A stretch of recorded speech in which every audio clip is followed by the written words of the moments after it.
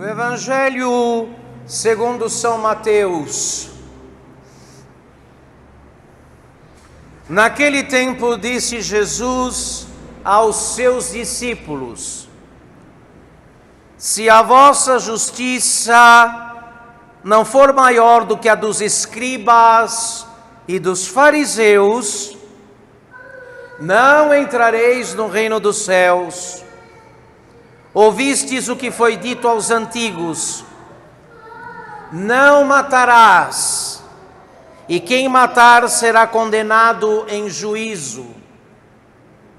Pois eu vos digo que todo aquele que se irar contra o seu irmão será condenado em juízo.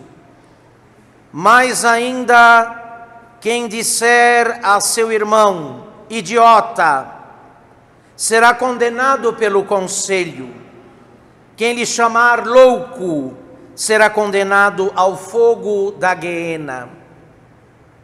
Portanto, se estás para fazer a tua oferta diante do altar, e aí te lembrares que o teu irmão tem alguma coisa contra ti, deixa lá a tua oferta diante do altar e vai reconciliar-te primeiro com o teu irmão.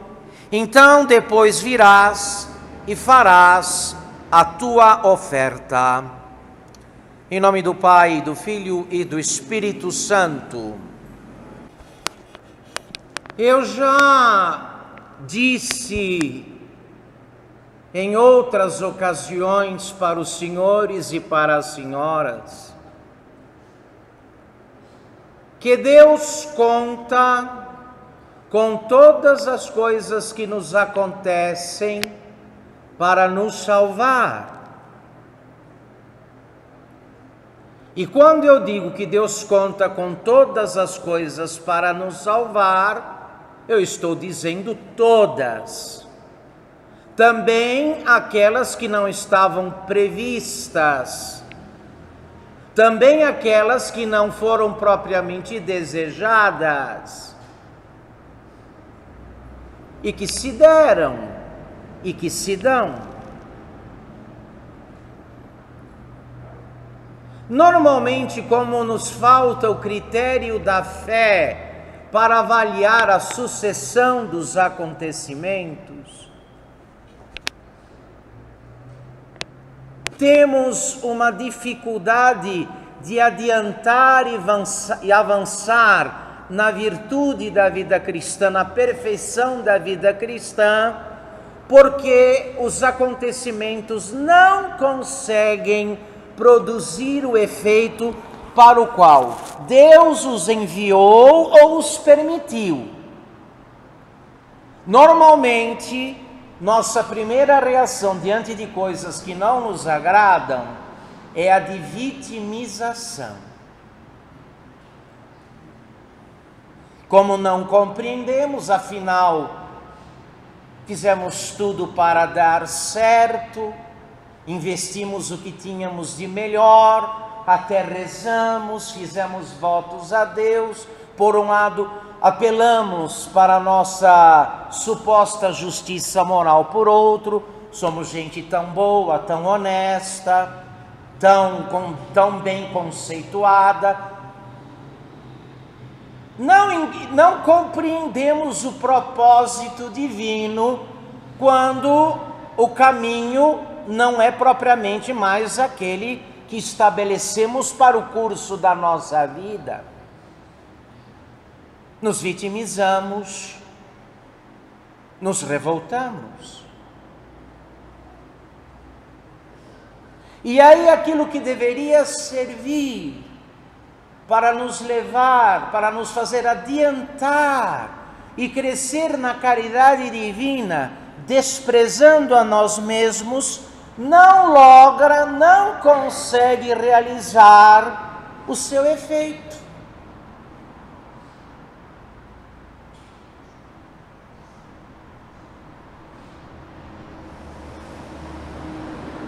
Nós, não, ainda mais hoje, não é? Ainda mais nos tempos modernos, com este falso misticismo espalhado por todos os cantos da igreja, infelizmente, por todas as partes, fica muito difícil para o fiel médio receber de bom grado os duros acontecimentos que provocam em nós qualquer forma de desconforto ou de dor.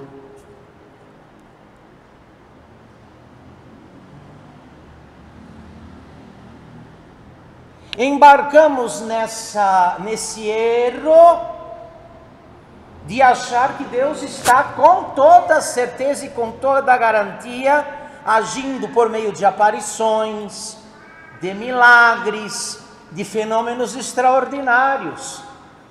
Corremos atrás destas coisas.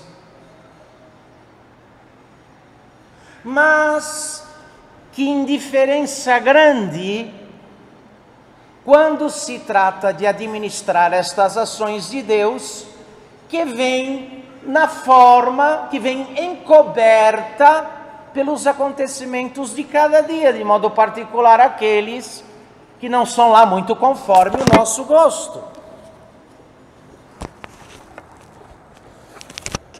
Não nos salvaremos sem eles, meus senhores e minhas senhoras.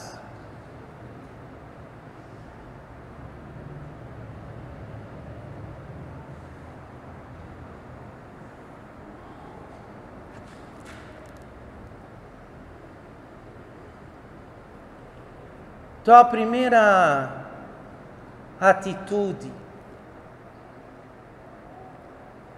de alguém que se dispõe como argila na mão do oleiro, porque isto é fácil rezar, é fácil cantar, é fácil poetizar, mas é difícil de viver. A primeira coisa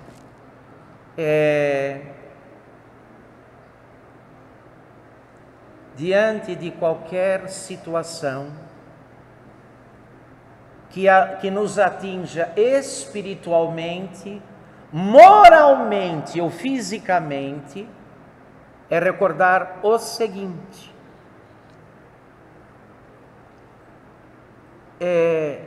que pelo grau da maldade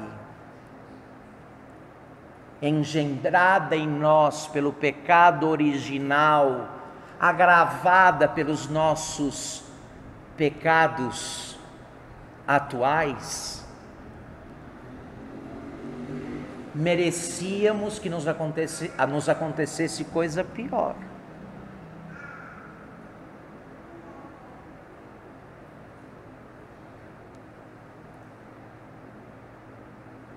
A minha maldade merecia que me acontecesse coisa bem pior do que estas das quais reclamo.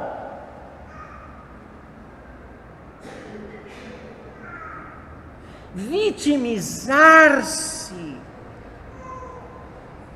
sair por aí dizendo: mas eu não mereço isso. O que eu fiz para merecer isso? Porque as coisas acontecem. Essa é a pior saída, porque é a saída pela qual se vai para longe de Deus e dos desígnios dele, quando permitiu ou quis que aquilo se desse conosco.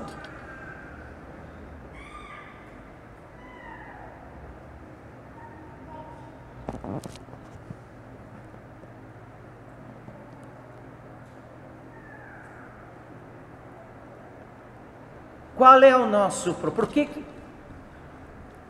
Por que nos dói tanto? Por que sofremos tanto exteriormente? Os choques que os acontecimentos nos dão.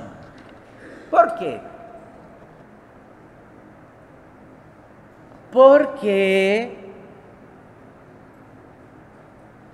sentimos muito pouco a malícia e a maldade do nosso pecado. Nos dói profundamente estas coisas que eu acabo de elencar aqui, porque não nos dói a nossa malícia. Quem conhece a sua maldade, e por isso os santos de verdade nunca admitiam ser santos, os perfeitos nunca admitiam nenhuma perfeição, os justos nunca admitiam nenhuma justiça.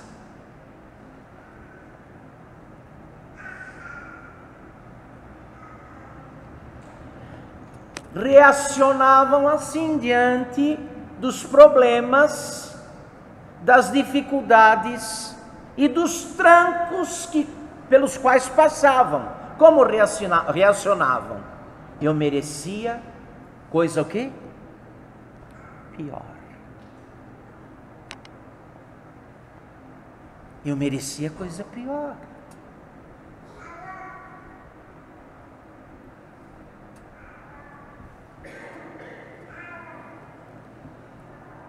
Quando não se sente e não se detesta a culpa interiormente, como se deve,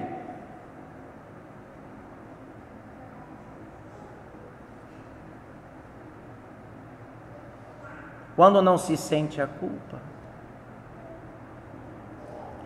o desânimo e a vitimização são sempre o primeiro recurso. A dúvida de Deus: por que isso, Deus? Onde o Senhor está, Deus? Mas, como vai dizer São Bernardo de Claraval, quando se tem consciência da culpa, se a sente e se a detesta interiormente como se deve, pouco ou nada sentirá cada um da pena exterior.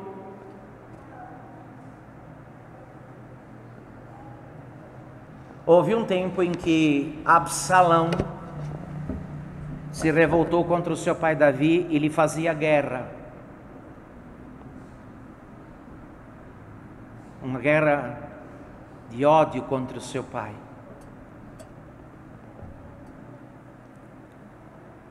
E numa campanha militar, Davi ia com os seus generais e alguém saiu do meio do povo, um tal de Semei, fazendo gozação de Davi.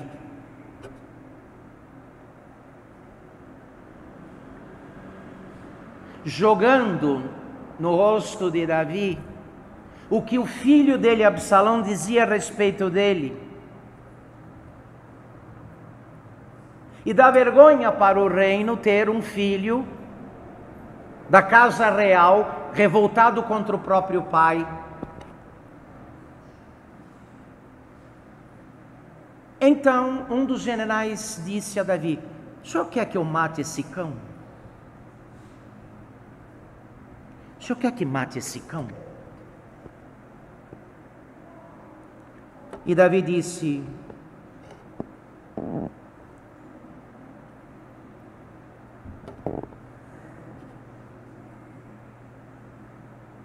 o que é isso que esse homem faz contra mim, ou diz contra mim, quando o meu próprio filho me faz guerra?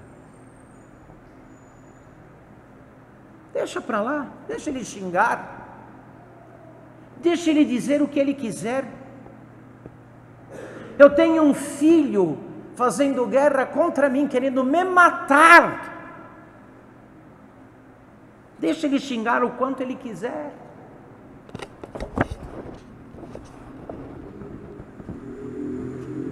Segundo o livro dos Reis, capítulo 16, verso 11.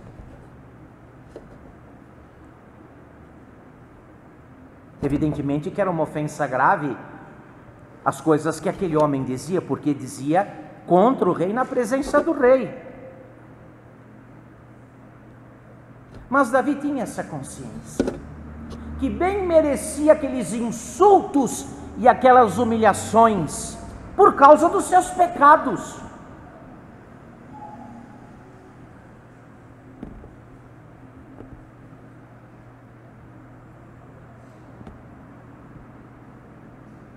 O grande santo do Antigo Testamento, Jó, diz coisa parecida quando afirma: entenderias que Deus te castiga menos do que merecem tuas maldades.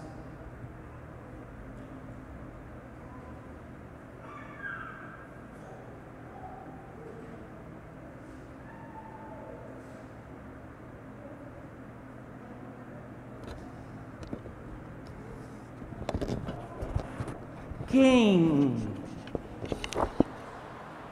depois de um exame detalhado, descobre que tem um tumor já adiantado, crescido,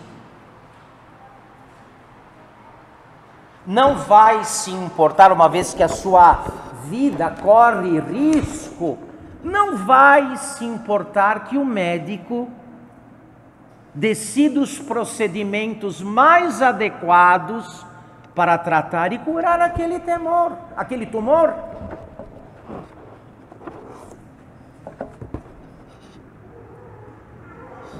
Se sentimos, aqui é que está, se sentimos a nossa maldade,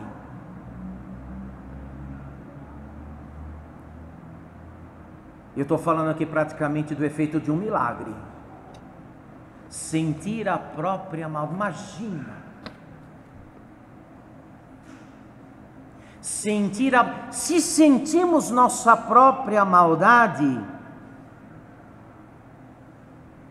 a enfermidade que o pecado causou em nossa alma, de bom grado receberíamos o cautério do trabalho e da mortificação com que Deus quer curar as feridas e livrar a nossa alma da podridão. O cautério era uma espécie de ferramenta antiga. Se usa isso ainda, doutora? Não, né? Usa. São Francisco foi cauterizado nos olhos. Um instrumento que era colocado no fogo, ficava incandescente e era aplicado na ferida, sem anestesia, não tinha anestesia. O cautério.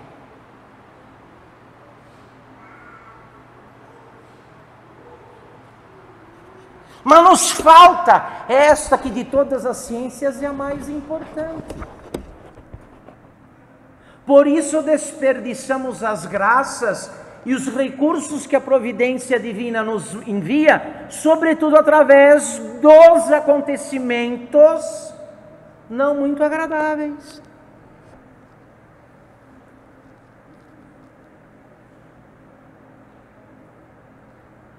Queremos ditar a Deus como Ele deve ser e fazer no nosso caso.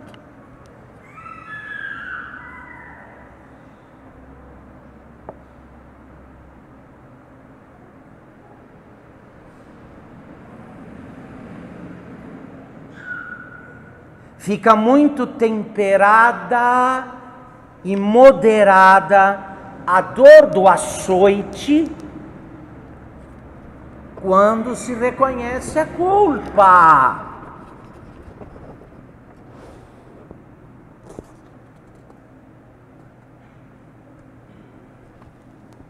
De São Gregório.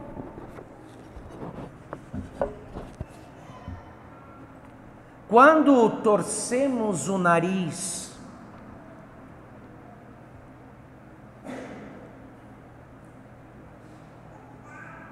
e logo somos tomados de mau humor e de má vontade diante de qualquer fato, isso não pode ser outra coisa a não ser que não conhecemos a malícia e a enfermidade das nossas culpas. Não sentimos a corrupção que temos e reagimos mal a ação purificadora de Deus, ao cautério purificador de Deus.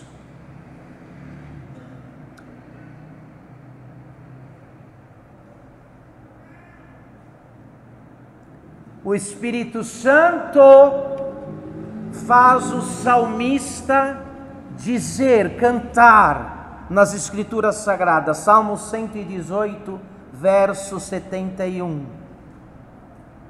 Foi bom para mim que me tenhais humilhado.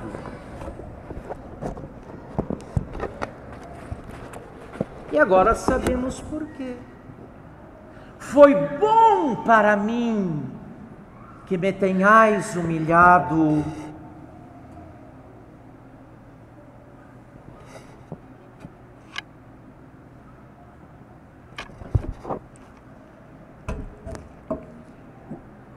Vamos pegar uma metáfora que está na ordem do dia e que é o sofrimento de pais e de mães que veem seus filhos castigados pela polícia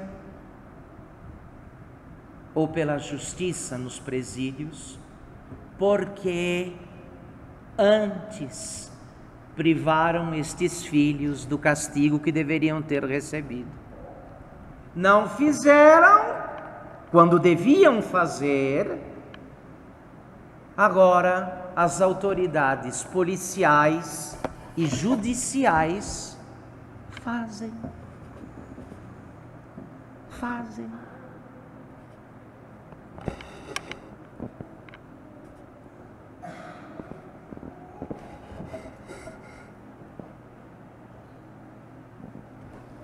A oração de Santo Agostinho a respeito do tema que estamos tratando, que é fundamental, olha aqui, ninguém pretenda qualquer coisa na vida cristã achando que é possível atropelar este capítulo. Não preciso disso.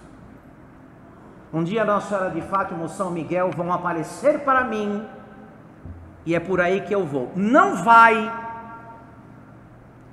coisa nenhuma, até porque Nossa Senhora e São Miguel não vão aparecer para você. Pode tirar o cavalinho da chuva. O que você precisa está aparecendo. Mas você não quer o quê? Ver.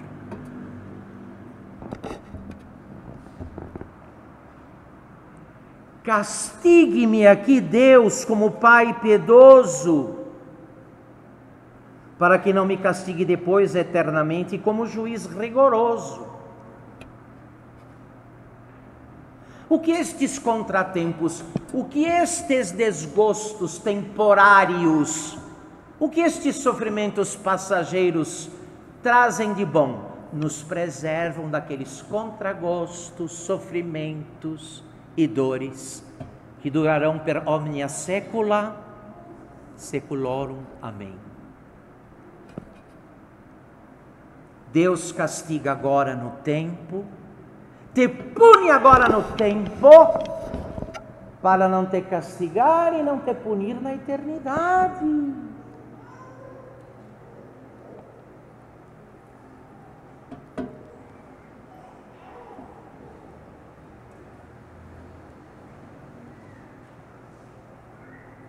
Então, até quando permite apertos e dificuldades, Deus está provando que nos ama muito. Nós não entendemos, os modernos não entendem isso, porque acham que só amor onde há gosto, onde há deleite.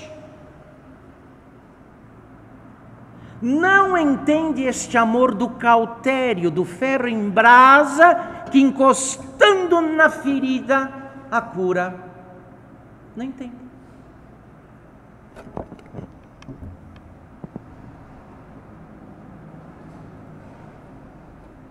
Senhor, queimai e cortai aqui. Santo Agostinho. Senhor, queimai e cortai aqui, e não me perdoeis nada nesta vida. Não deixa passar nada, Deus. Pode pesar a tua mão em cima de mim, para que me perdoeis para sempre na vida futura. Pesa agora a tua mão sobre mim, para que depois ela seja leve e consoladora na vida eterna. Em nome do Pai, do Filho e do Espírito Santo.